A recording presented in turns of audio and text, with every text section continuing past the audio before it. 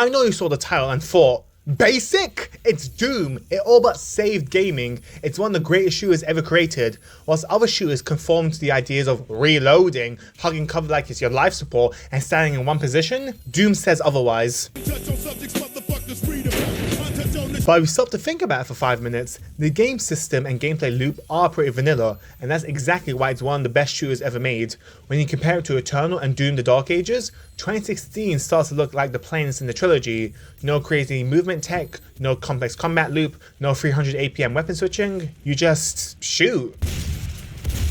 And it works. Let's start with movement. In Eternal, you're an Olympic level gymnast with anger issues. Simone Biles would be jealous of the acrobatics on display. You have a double jump, a double dash, a meat hook, launch pads, swing bars, and mid-air control that do not obey the laws of physics. The Slayer really took Obi-Wan's advice of taking the high ground and he applied it to the nth degree. In the Dark Ages, whilst you don't have a double jump, you have the shield dash and shield movement, which act as strong gap closers as they offer a greater range than the normal dash, protect you from enemy fire, and damage the legions of hell. And in Doom 2016, you get a double jump. And that's it. Just jump and jump again. No dash, no grapple, no acrobatics. Just jump again. And that's okay. 2016, like Eternal, asks you to keep moving as to be more elusive and avoid fire, and having a double jump in 2016 is enough. The double jump is enough to deal with most enemies in the game. Minus the pinky. In Eternal, thanks to the dash, he feels like this. It can destroy your entire face. In 2016, he feels like this. Keep going, we're right behind you. Let's talk about how the Slayer slays. In Eternal, you have to weapon switch, manage cooldowns like the Ice Bomb, Grenade, Fang Belch, and Meat Hook, and you have to focus on weak points. Eternal is a first-person shooter, but in reality it's like trying to finish your essay with the deadline coming in 2 hours. In the Dark Ages, everything revolves around the shield. You parry the enemy's attacks as to reflect them back to its owner, and when you parry, you get an assortment of weapon buffs and resources such as health and melee ammo. Your shield runes also activate, meaning you do even more damage against generic demon spawn number 56. In 2016, you just shoot, and that's it. No ifs and no buts. You aim at demon spawn number 35 and just hold the trigger.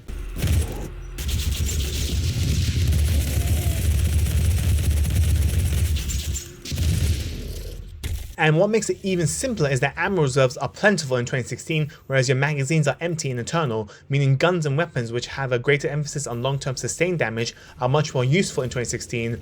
The chain gun and heavy cannon are much more viable options in 2016 compared to Eternal. This makes the combat even simpler, as holding the fire button with hit scan weapons is even easier and more encouraged for the player. Now this is where things get real interesting. 2016 doesn't look simpler to the eyes, it's far less taxing and mentally demanding to the human mind.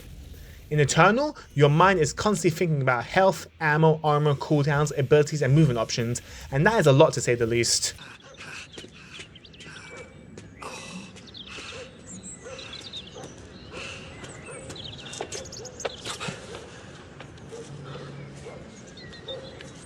In Doom 2016, ammo is generous, armor is in the environment, cooldowns, whilst useful, aren't mandatory, and weapon switching is not a must-have.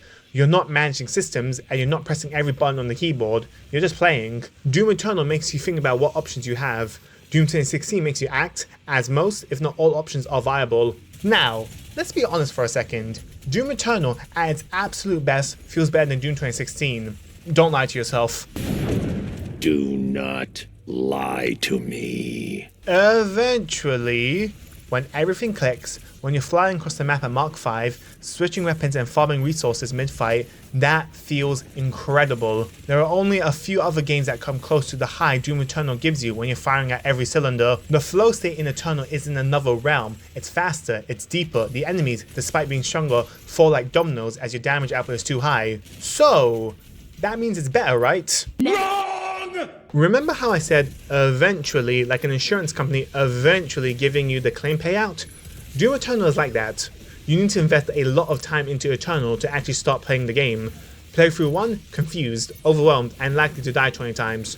Playthrough 2, better. The third time, it all starts to make sense. Eternal gets better the more you play it, and whilst yes, that applies to any video game ever, since Doom Eternal practically demands your left kidney to get good, the change from playthrough 1 to playthrough 2 is like comparing an M1911 to, well, this.